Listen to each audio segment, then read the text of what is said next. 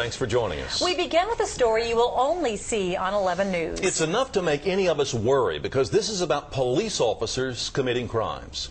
11 News Investigates found hundreds of these officers at the Houston Police Department. So how are they keeping their jobs? Investigative reporter Jeremy Rogowski is live downtown with what he's uncovered. Jeremy?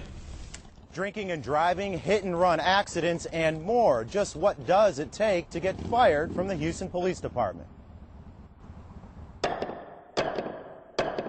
What do all of these convicted criminals have in common? They all graduated from here, the Houston Police Academy. That's right, they're all cops. I think the public should and does expect a higher standard. Mark Keller We teach police officers. is a criminal justice professor at the University of Houston downtown. I'm just appalled at how much HPD puts up with. And as a retired peace officer, he says, I don't think it's unfair for the public to expect their money's worth. but we wanted to know, are Houstonians getting it? So we got our hands on every disciplinary action HPD has taken against one of its own. There are more than 18,000 in all, for categories like misconduct, untruthfulness, and sleeping on duty. But what really caught our eye, 296 officers that HPD determined committed criminal activity. Is that what an officer of the law should be doing? I have no comment about that, sir. Thank you. Officers like Mark Hill. On the Katy Freeway one night, Hill was off duty driving drunk, and records show he got into an accident with another driver, but failed to exchange information and instead fled the scene. Does the public deserve better? Sir, I have no comment about that. Thank you very much. The department gave Officer Hill a 90-day suspension. Meanwhile, at this home in Tomball, we found a different kind of alcohol violation, an underage drinking party, in the presence of off-duty officer Karen Jerger.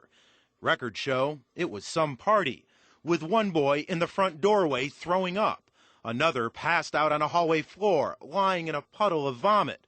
But the kicker? Officer Jerger waving around a .22 caliber rifle to reinforce the party was over. What kind of fool is going to pull out a damn rifle with a bunch of drunk kids? Professor Keller's reaction? That's crazy. That's nuts. HPD gave Officer Jerger a 16-day suspension and kept her on the force. But we also found cops with serious administrative violations.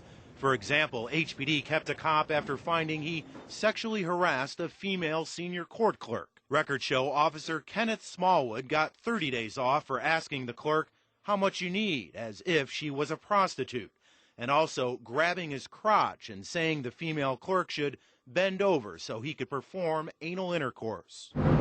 And then, I'm Jeremy Rogowski. I'm with Channel 11 News. there's Officer Demetrius Caravantos, who ran county toll booths without paying. Not once or twice, but a little bit over 1,600 toll violations. you heard right, 1,615 times in a 4-year period. So how much did he owe? A little bit over $16,000. In fact, says the Toll Road Authority's Tracy Smith, He was our top violator. In all of Harris County. Yes. which begs the question. What were you thinking there? Oh, I don't want to talk about that. Why wouldn't you talk about that, sir? Caravantos told us he's since been paying off his past due amount, and the punishment from HPD, 15-day suspension. Are you giving these officers too long of a leash? No, I don't think so. Houston Police Chief Harold Hurd. People make mistakes, and we give officers an opportunity to rehabilitate themselves. But for the examples we shared with the chief, he conceded. In some cases, would I like to do a lot more? I most certainly would. But you're handcuffed in some ways. Yes. So what's the chief talking about? The powerful Houston Police Officers Union, which has a team of attorneys ready to represent troubled cops. If need be, going all the way to an outside arbitrator to fight for their job. Don't fire this guy. Brett Ligon is one of those attorneys. Can they prove the truthfulness of the charges? And Ligon isn't shy when it comes to strategy. Our job is to oftentimes create hoops and see if the department can jump through those hoops. And if the department can't, Chief Hurt takes a whooping. the end result can leave misbehaving or even law-breaking cops on the street. Like the officer who fled town and faked she was sick when Hurricane Rita was bearing down on Houston. Or the officer who tried to cash in on a Crime Stoppers reward for giving an anonymous tip on the whereabouts of a felony suspect.